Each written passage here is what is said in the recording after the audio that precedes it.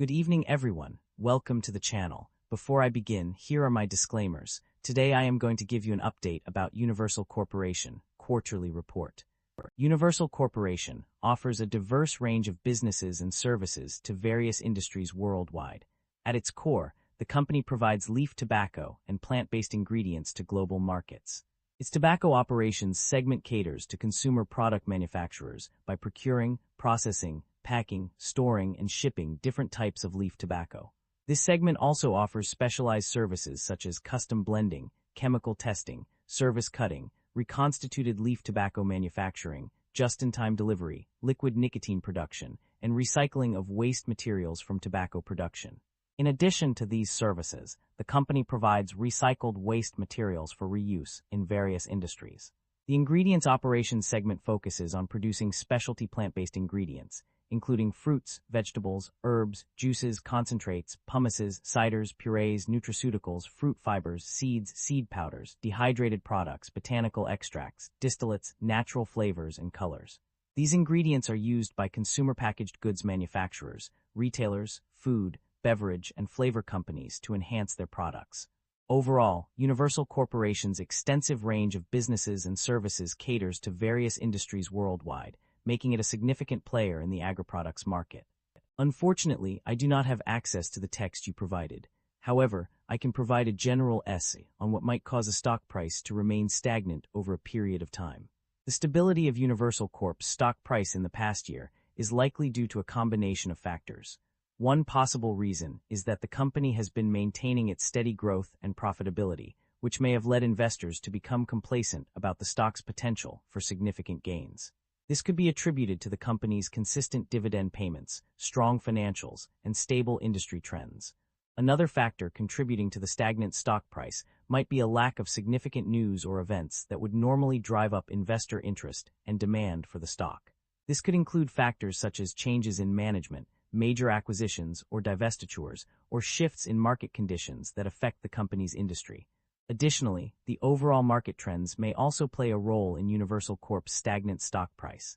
If the broader market is experiencing a period of low volatility and stable growth, investors may be less inclined to take on risk and invest in stocks with high potential for returns, leading to a lack of significant movement in the company's stock price. It is also possible that the company's valuation has become more reasonable, making it less attractive to investors who are looking for higher returns. This could be due to changes in the market's perception of the company's growth prospects or its competitive position within the industry. In conclusion, Universal Corp's stagnant stock price over the past year may be attributed to a combination of factors including steady growth and profitability, lack of significant news or events, overall market trends, and reasonable valuation. Universal Corporation market capitalization of $1 billion is materially smaller than most of its industry peers of roughly $56 billion. Universal Corporation trades at a lower price-to-earnings ratio of 15 times and a higher price-to-book ratio of 0.87 times relative within the industry. This suggests a potential market detachment, as Universal Corporation trades at discounted levels while the broader industry remains fairly valued, warranting deeper fundamental analysis. The company maintains a moderate leverage profile, with liabilities making up 50% of total assets, suggesting a balanced approach between risk management and capital efficiency. Liabilities have grown faster than assets and equity, which is somewhat concerning. However, asset growth remains positive, suggesting management may be temporarily leveraging liabilities to fund expansion. Shareholder equity has expanded consistently over the past 5 years, with growth supported by rising operating income. This suggests the company is profitable and financially sustainable. The share count has increased over the past 5 years, while revenue has continued to grow. This suggests the business may rely on shareholder dilution to fund expansion.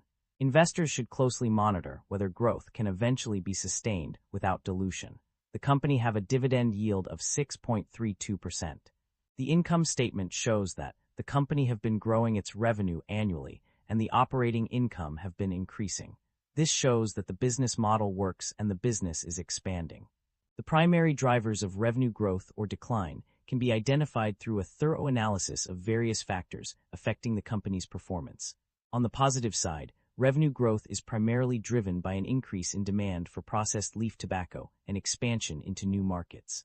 The diversification of operations through acquisitions has also contributed to revenue growth, particularly in the ingredient sales segment. Additionally, increased third-party tobacco processing revenue and higher demand for food ingredients have boosted revenue. However, there are several factors that contribute to revenue decline. A decrease in customer creditworthiness and changes in government regulations affecting tariffs and taxes have negatively impacted tobacco sales. Lower sales volumes due to lower sales of certain types of tobacco have also decreased revenue. In the ingredient sales segment, fluctuations in global demand for human and pet food, as well as changes in raw material costs, have contributed to revenue decline. Other factors that affect revenue include currency fluctuations, which can result in remeasurement gains or losses. The company has implemented forward exchange contracts to manage currency risk and minimize net monetary position through short-term local currency financing. Changes in sales prices mandated by customers and product mix and market headwinds have also impacted revenue. The net income of a company has experienced a decline over the past year. Specifically, for the 3 months ended December 31, 2025, it decreased by $26.4 million from $67,796 in 2024 to $41,588. Similarly, for the 9 months ended December 31, 2025, net income dropped by $8.2 million from $98,941 in 2024 to $90,758. The decrease in net income is reflected in the profit margins of the company. The operating income margin decreased from 11.1% to 9.5% for the 3 months ended December 31, 2025, and from 8.5% to 8.3% for the 9 months ended December 31, 2025. Furthermore, the net income margin declined from 7.2% to 4.8% for the 3 months ended December 31, 2025, and from 4.4% to 4.1% for the 9 months ended December 31, 2025. The reasons behind this decline in net income and profit margins are multifaceted. An increase in operating expenses, such as inventory write-downs and restructuring costs, has contributed to the decrease. Additionally, a reduction in accounts receivable and inventories has also played a role. Changes in revenue from contracts with customers have further impacted the company's financial performance. The limited changes among individual bank lenders participating in the new credit agreement and the debt modification rather than debt extinguishment have also had an effect. Lastly, a decrease in tobacco sales volumes and higher inventory write-downs have contributed to the decline in net income. The financial performance of a company can be a crucial indicator of its overall health and stability. In this case, the company's operating cash flow has been in the red, generating a negative operating cash flow of -$58 million for the period ending December 31, 2025. This negative operating cash flow is a cause for concern, as it suggests that the company is struggling to generate sufficient funds from its core operations to meet its financial obligations. It may indicate underlying issues such as inefficient management, high operational costs, or inadequate revenue generation. As a result, the company's ability to invest in growth initiatives, pay off debts, and reward shareholders may be compromised. To turn things around, the company will need to focus on improving its operating efficiency, reducing costs, and increasing revenue streams. This could involve streamlining operations, renegotiating contracts with suppliers, or exploring new markets and products. By addressing these underlying issues, the company can work towards generating positive operating cash flow and improving its overall financial performance. The company's debt level has undergone significant changes in recent years. Initially, a new bank credit agreement was established with a $780 million revolving credit facility, a $275 million 5-year term loan, and a $345 million 7-year term loan. However, the total debt decreased by 7.3% from $1,156,306,000 to $1,072,957,000 between December 31, 2024 and December 31, 2025. The decrease in total debt is also reflected in a reduction of $77.5 million over the same period. This indicates that despite the initial increase in debt through new credit agreements, the company was able to reduce its overall debt level by the end of 2025. In terms of interest expenses, there has been a notable decrease. Interest expense was down by 11%, or $2 million, and also decreased by $5.8 million, 10%, in the 9 months ended December 31, 2025, compared to the same period in 2024. This reduction is attributed to the termination of previous swap agreements and the amortization of their fair value. Overall, while the company's debt level has fluctuated, it has ultimately decreased by the end of 2025. Similarly, interest expenses have also seen a significant decrease due to changes in swap agreements and their associated costs. Management is optimistic about the company's outlook, citing its diversified operations through acquisition as a key strength. The company has successfully met customer requirements for processed tobacco and food ingredients products, with its tobacco operations generating $185 million in segment operating income over the past 9 months. Despite challenging market conditions, Universal Ingredients business maintained revenue growth. Management is focused on converting customer interest into sales and advancing the growth of its solutions-based portfolio. To achieve this goal, the company will invest $45–55 million over the next 12 months on capital projects for maintenance and growth. The capital allocation strategy prioritizes strengthening the leaf tobacco business, increasing dividend payments, exploring ingredients business opportunities, and returning excess capital to shareholders.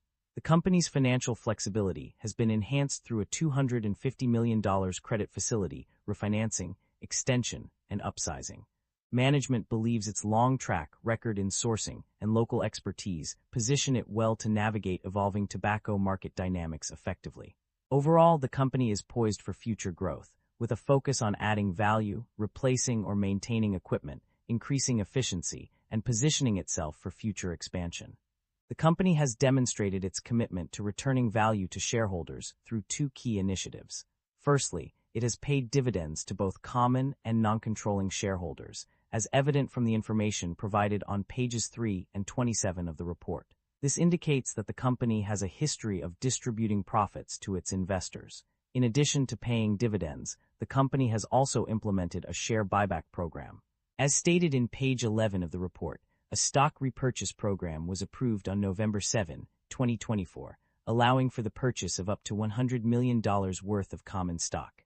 This move is aimed at reducing the number of outstanding shares and potentially increasing earnings per share for existing shareholders. Concerns about inventory buildup persist. The company's financial reports reveal a growing concern regarding inventory buildup. As of December 31, 2025, inventory levels increased by $66 million, indicating a significant accumulation of stock. Furthermore, higher inventory write-downs were recorded in both the tobacco operations and ingredients operations segments, totaling $6.1 million and $3.8 million respectively. While uncommitted tobacco inventory levels remained within target range, the overall trend suggests that inventory buildup remains a pressing concern for the company. This issue may have implications for future financial performance and operational efficiency, warranting close monitoring and potential adjustments to mitigate its effects. That concludes the financial summary for Universal Corporation. Feel free to comment below, and I will be happy to answer them when possible.